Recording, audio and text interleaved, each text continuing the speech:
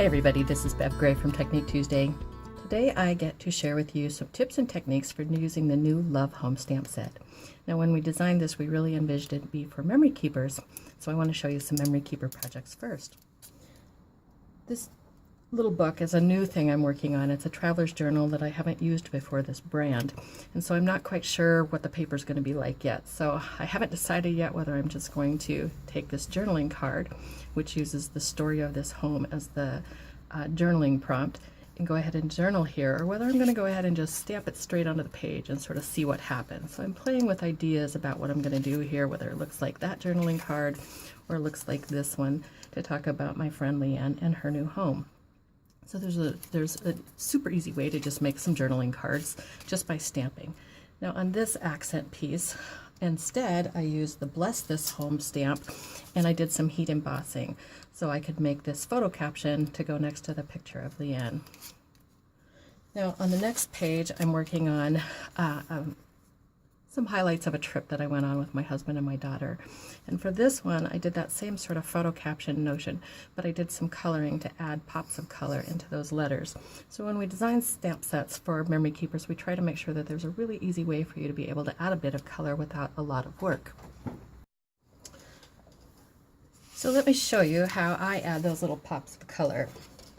Now, the particular one I'm going to work on is to go along with this picture. This is my cousin's new Airstream trailer, and as you can see on this photo, it's got these sort of utility pieces right there. So I'm thinking I'm going to use this little caption, photo caption, to cover that up.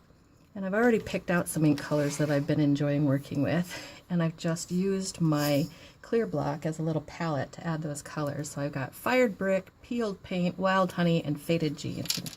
For some reason, I've been loving those colors lately. So I have to tell you that there's not very much water in my water pen here. I'm kind of doing almost a dry brush. But all I'm doing is just picking up some of that color and adding it to the letters. Now you want to have, I use either a napkin or a paper towel that's nearby, and just pick up any leftover material off the end of that brush before you start on your next color. So you can see it's really trivial to just go and add a bit of color to each of those letters so that you can have a very colorful photo caption. So you just keep doing that with the rest of the letters, and when you're done, you're going to end up with something like this. So I use that same color palette to just really quickly make those photo captions.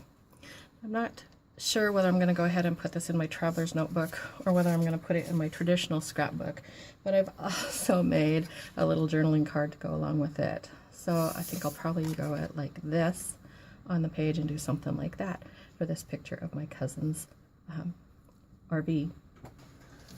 So you've seen how you can just do some simple stamping to get your journaling block, to get your photo caption. Now I want to show you a couple other projects you can make with these same stamps. So if you're a card maker, you can use that same notion of coloring in and just stamping a sentiment to make something like this. And then I'm going to show you in another video, this is our Build a Birdhouse dies, and I'll show you how you can use those to add some elements too. Or you could go ahead and make this, and it could be either a gift tag, or it would look really cute actually, I think, next to that photo of Leanne. So let's see, if I go back to that photo, it might look something like that in a traveler's notebook. So there's lots of different ways that you can use these stamps to make gift tags, cards, or photo captions, and a lot more. So that's the Love Home stamp set. I've also used a bunch of things that I die cut out using these Essential Label Stitch dies. And last but not least are the Build a Birdhouse, and I'm going to be doing a whole separate video on that Build a Birdhouse die because there's a bunch of tips I've learned for working with that too. I hope you enjoyed seeing all these project ideas for the Love Home stamp set. Thanks so much for watching.